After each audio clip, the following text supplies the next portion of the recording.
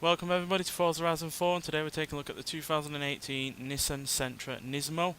Now this version of the Sentra was introduced in 2017, and being a NISMO it has extras over the standard Sentra with lowered performance tuned suspension, racing seats, NISMO body kit and NISMO wheels. Now this is, I've seen many people request this car online, and I really have no idea why, quite frankly, because it's a NISMO, which in past cars has meant a really fast, fun car to drive.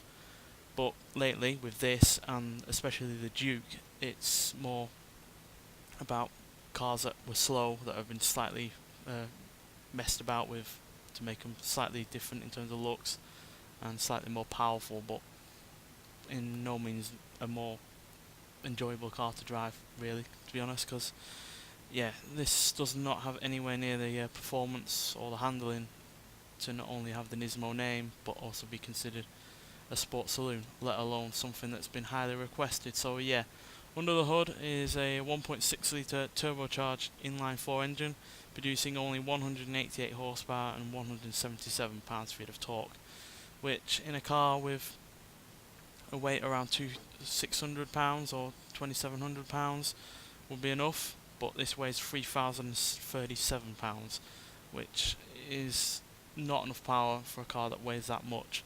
Which I also had a problem with the Peugeot 308 GTI, which had the same problem, less than 200 horsepower and weighing more than 3,000 pounds, and that car was nowhere near the kind of hot hatchback it should have been, and this is nowhere near the sports saloon it should be or could be, especially in comparison to the competition.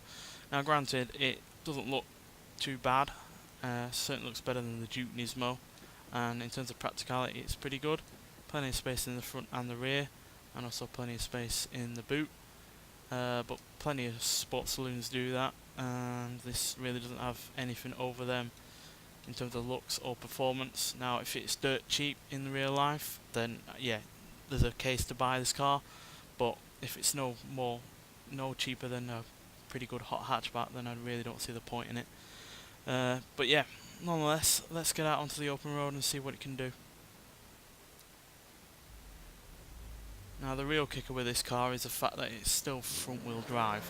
Now if it was all wheel drive or rear wheel drive, then I could see the case for this being an Nismo car, but to still keep it front wheel drive while not really having much more power over the standard version, and therefore not much quicker, it just seems a bit of a wasted opportunity, really.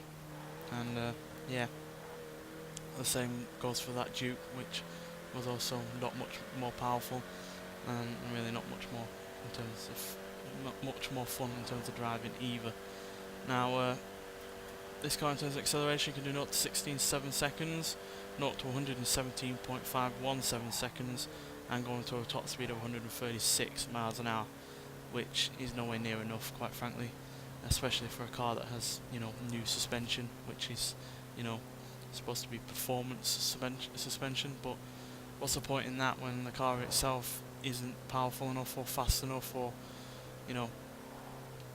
fun enough to drive to really challenge that suspension? It just seems, again, a bit of a waste. And the engine itself isn't much to enjoy either, because it doesn't sound very nice. It's clearly a car that didn't have much power in its naturally aspirated version of the engine, so the turbocharger is there merely to make up for it, and it doesn't make the car sound any better. Now sure, it's not the worst handling car in the world, it will go around corners quite well, and it will stop okay as well, but that's only because it doesn't have a lot of power to challenge the handling or challenge the brakes.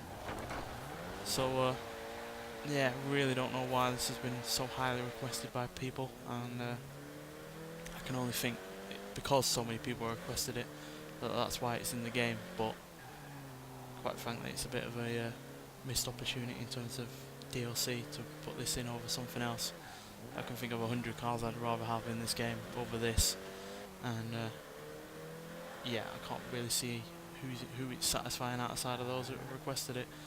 So a bit of a disappoint. Well, I wouldn't say it's a disappointment because I really haven't cared for the Sentra at all before, but it's a disappointment in terms of DLC that it's in here over something else. And yeah, it might well be the first ever turbocharged Sentra to be put into the US market, but I just don't like it. There's nothing to like about it really, outside of maybe the looks, but even then, it's a lot blander in terms of looks than other sports saloons. So yeah, not a car that has filled me with the most confidence in terms of the DLC that's going to be in this game, but hopefully it will get a lot better than this. And yeah, this is newly released this week along with another car, which will also be getting a review. So yeah, look forward to seeing you in that.